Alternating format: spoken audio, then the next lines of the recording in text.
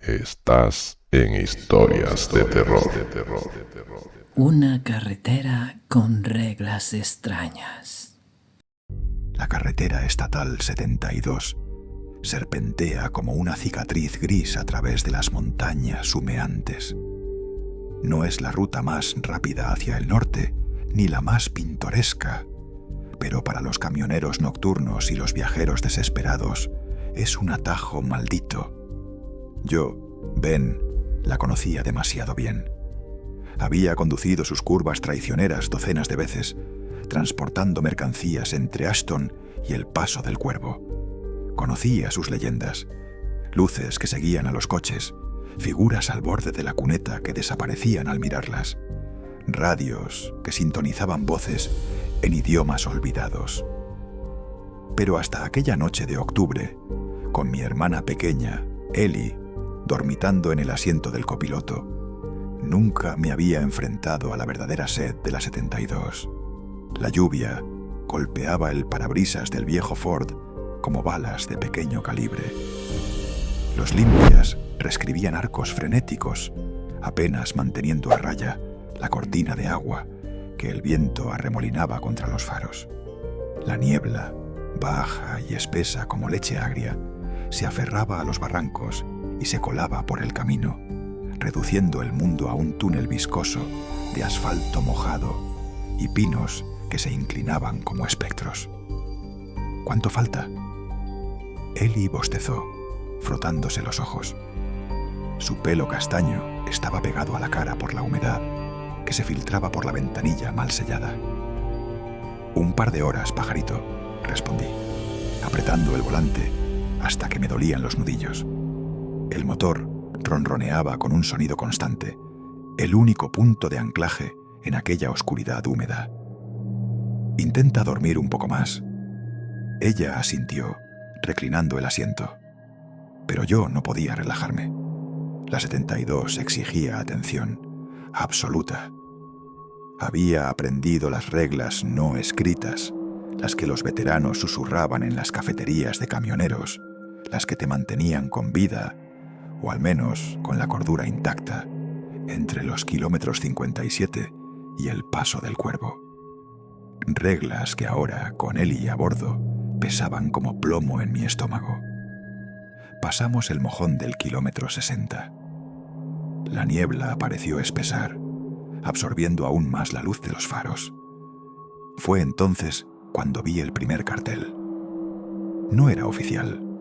Una tabla de madera desgastada, clavada torcidamente en un poste medio podrido.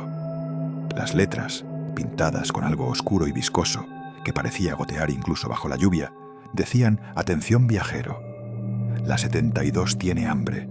Sigue las reglas o alimentarás a la montaña».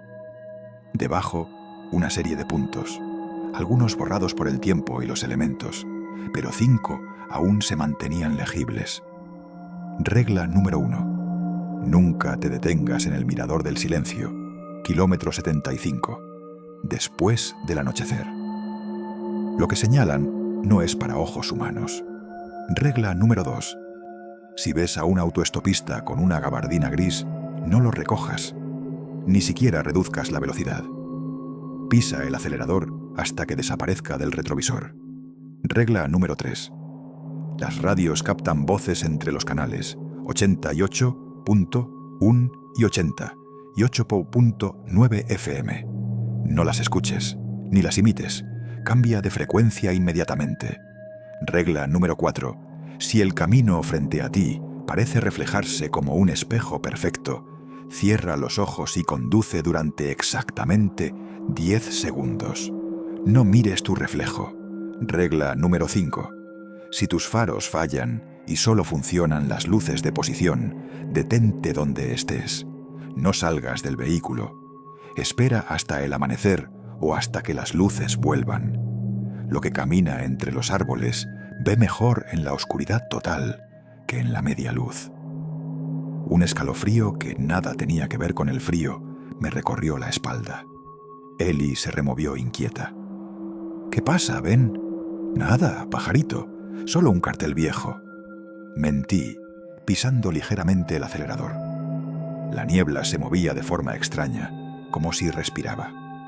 La radio, sintonizada en una estática baja para ahuyentar el silencio opresivo, de repente escupió un fragmento de voz. No era música ni un locutor.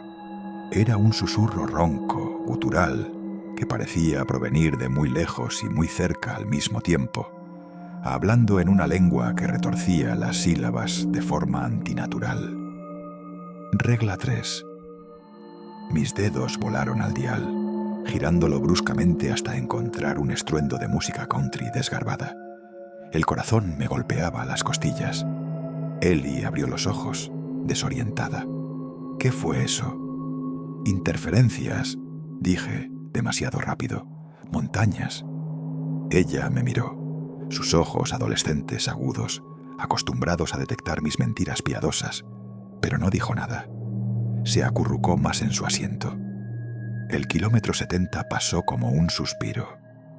La lluvia amainó un poco, convirtiéndose en una llovizna persistente.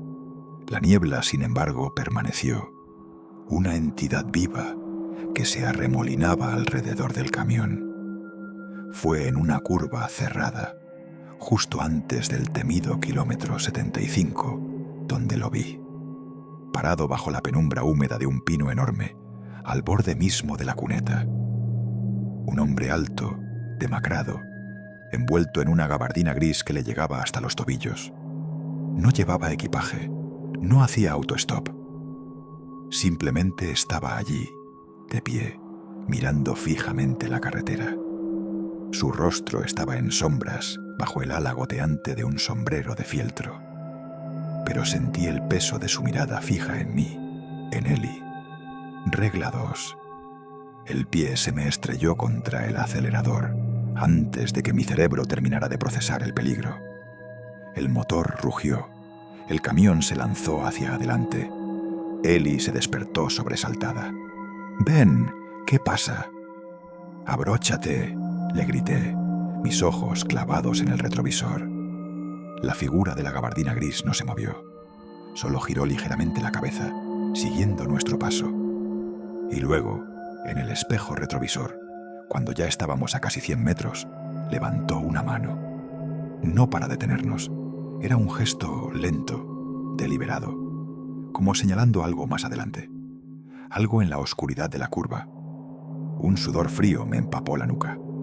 Regla 1. El mirador del silencio. Estábamos casi encima. No había tiempo para reducir.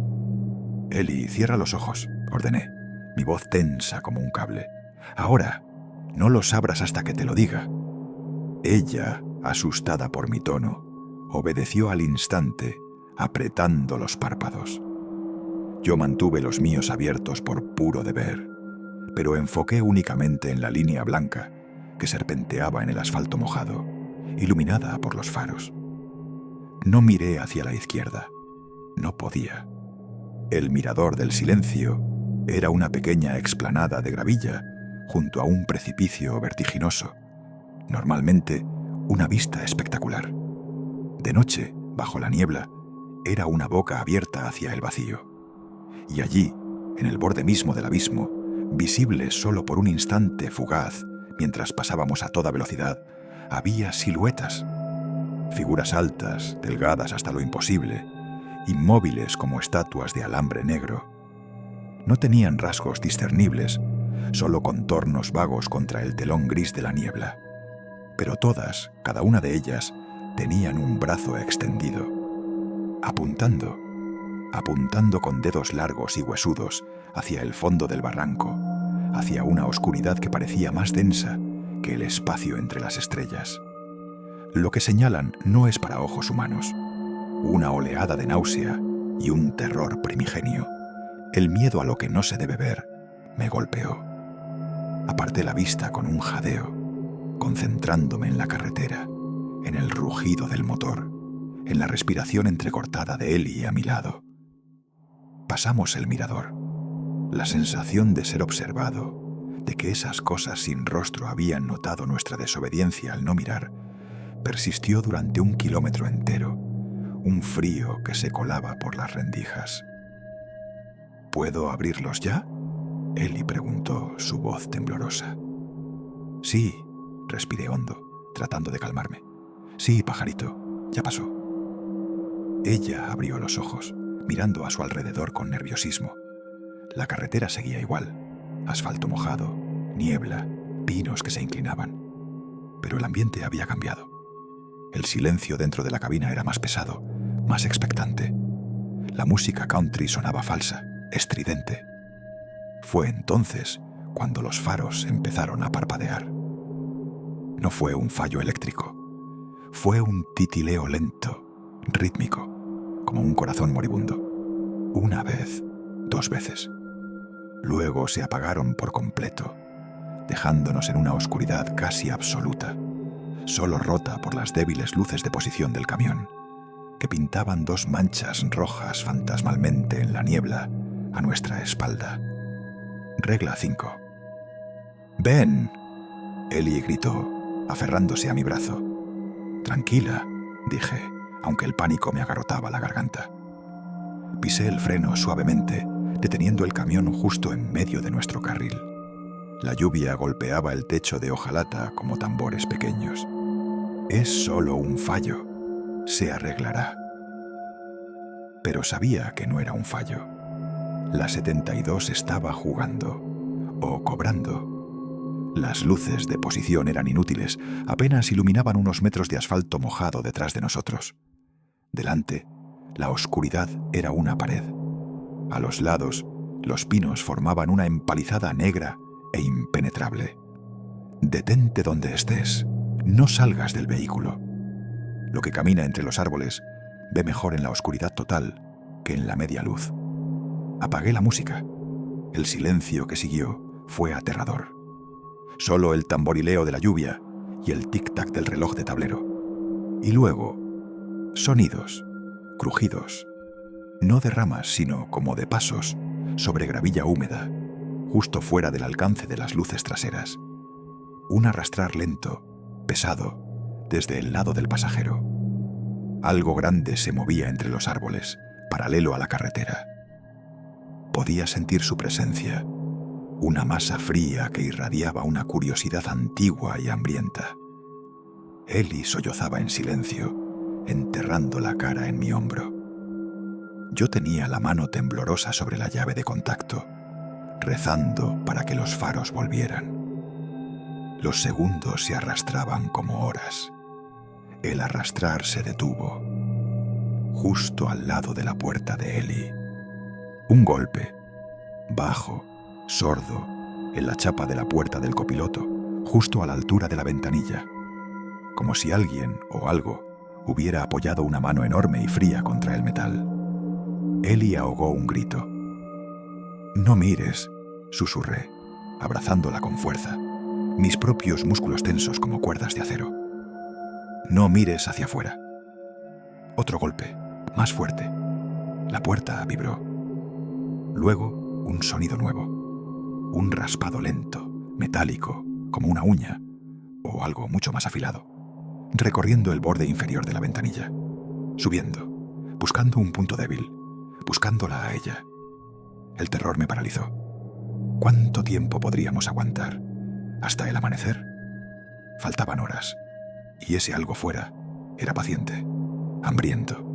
De repente, un destello cegador. Los faros volvieron a la vida con un resplandor intenso, iluminando la cortina de lluvia y niebla frente a nosotros. El raspado se detuvo bruscamente. Una sombra enorme, indistinta, pareció retroceder rápidamente hacia la oscuridad de los árboles, desvaneciéndose como humo. El golpeteo en la puerta cesó. Encendí el motor y pisé el acelerador, como si el mismísimo infierno estuviera a nuestros talones. El camión saltó hacia adelante. Ellie lloraba abiertamente ahora, sacudida por los sollozos. «Ya pasó, Ellie, ya pasó», repetí como un mantra, más para mí que para ella. Pero sabía que no había pasado. Solo se había retirado, temporalmente. Avanzamos durante lo que pareció una eternidad, la tensión como una losa sobre nuestros hombros. La niebla empezaba a disiparse un poco, revelando las laderas empinadas y boscosas. Pasamos el kilómetro 85. La esperanza, frágil y temerosa, empezó a florecer en mi pecho. Quizás, solo quizás. Entonces apareció. Frente a nosotros, la carretera se duplicó. No era un charco grande, era un reflejo perfecto, impecable, como si un espejo gigante hubiera sido colocado sobre el asfalto. Veía nuestro camión reflejado con una claridad espeluznante, avanzando hacia nosotros en el camino inferior. Pero algo estaba mal. En el reflejo, el camión parecía más viejo, más oxidado. Y en el asiento del conductor no estaba yo. Había una figura encapuchada, oscura, con las manos enguantadas en algo negro y brillante, agarrando el volante. En el asiento del copiloto, la figura de Ellie parecía inmóvil, rígida, como una muñeca rota. Regla 4. La calzada gemela. «Ellie, cierra los ojos», grité, el terror dándome una claridad brutal. «Ahora, y no los abras hasta que te cuente hasta 10». Cerré mis propios ojos al instante, negando la visión horrenda del reflejo. La oscuridad fue absoluta.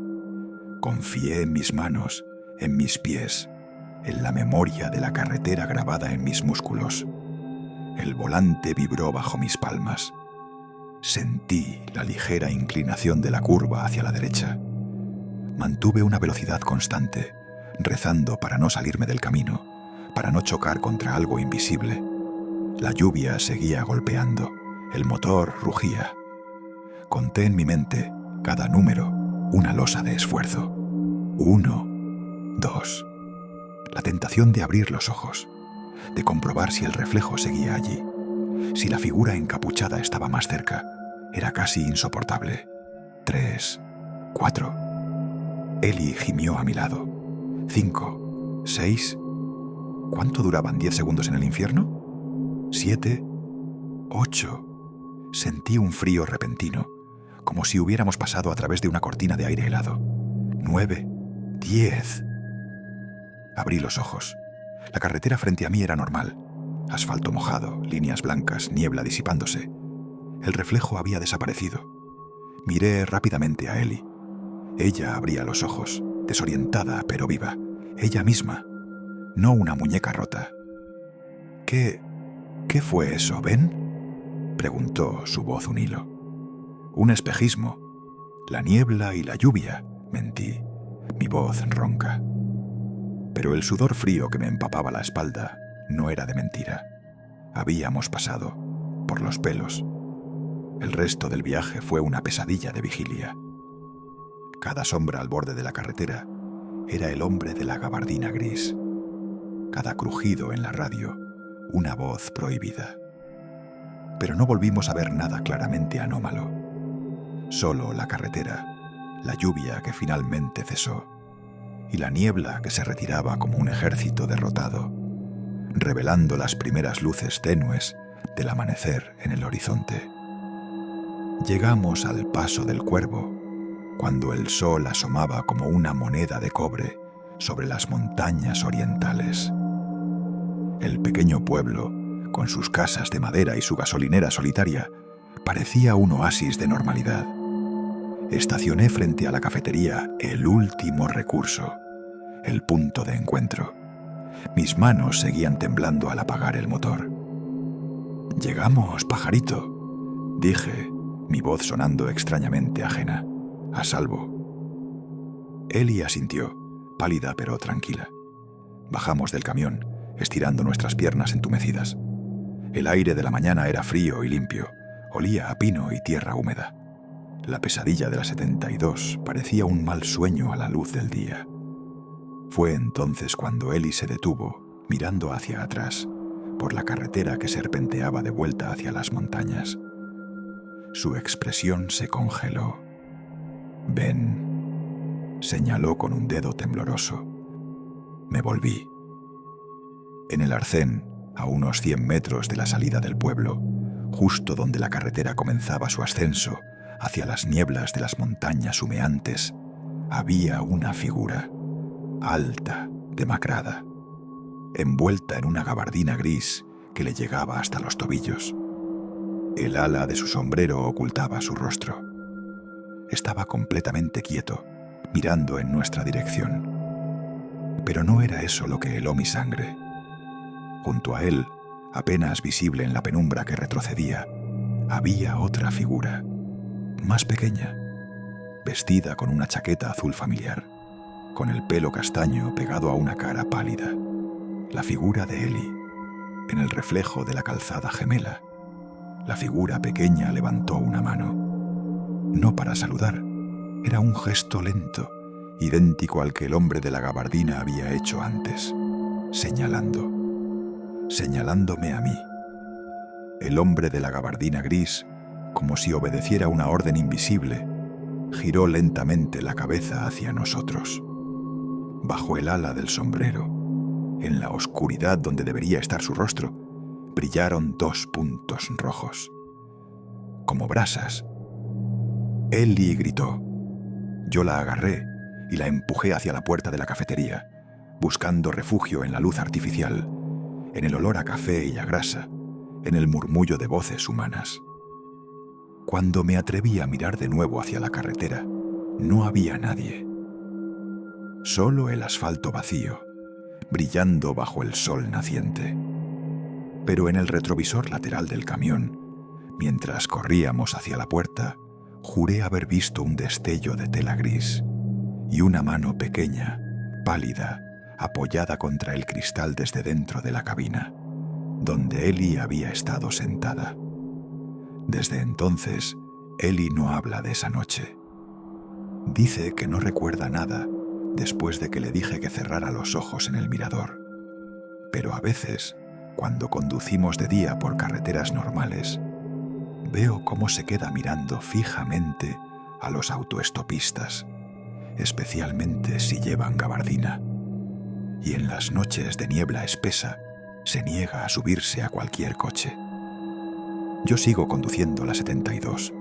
Es mi trabajo, pero nunca de noche, y nunca, jamás llevo pasajeros. Las reglas están grabadas a fuego en mi mente. Pero a veces, en los tramos más solitarios, cuando la niebla baja y la radio sisea en los canales prohibidos, siento una presencia fría en el asiento del copiloto, como si algo se hubiera quedado del viaje con Eli, algo que espera pacientemente a que rompa otra regla, algo que la montaña reclama y que la carretera hambrienta aún no ha olvidado.